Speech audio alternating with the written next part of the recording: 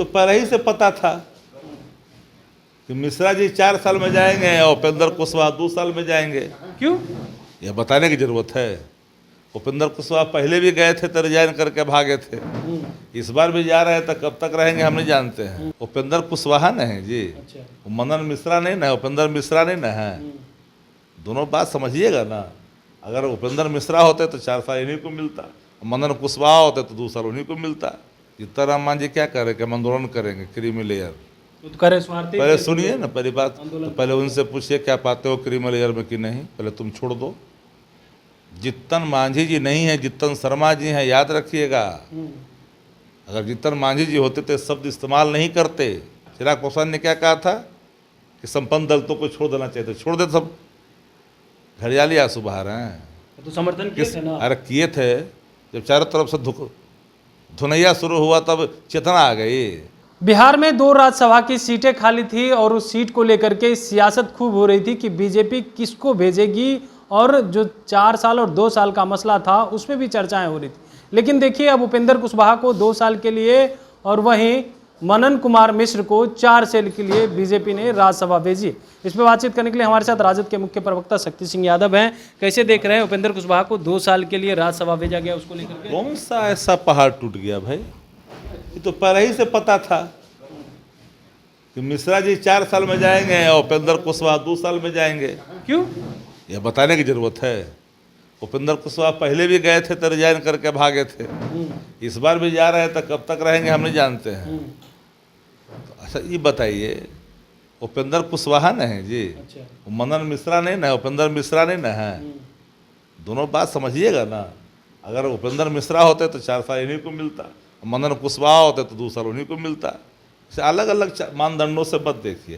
ये तो भाई एनडीए में आप हैं तो वहाँ शागिर्दों की कितनी चलती है, कौन कौन लोगों की, बताने की आवश्यकता है। इस पर क्या प्रतिक्रिया देने की जरूरत है? क्या लग रहा है 2 साल भेजा गया, उपेंद्र कुशवाहा जी खुश होंगे या नाराज होंगे? अब वो खुश है कि नाराज हैं?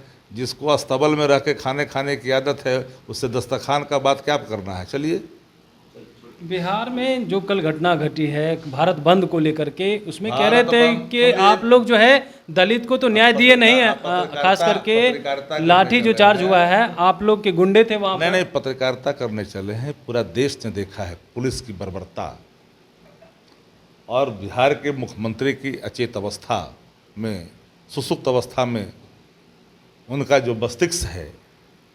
सब लोगों ने कल देखा किस तरह से बेरहमी से पुलिस ने पिटाई की उन लोगों पर जो लोग अपने अधिकार की बात कर रहे थे। अरे वो छोड़िए ना, अधिकारी बक्से नहीं गए। सीताराम मांझी क्या करेंगे? आंदोलन करेंगे क्रीमी लेयर।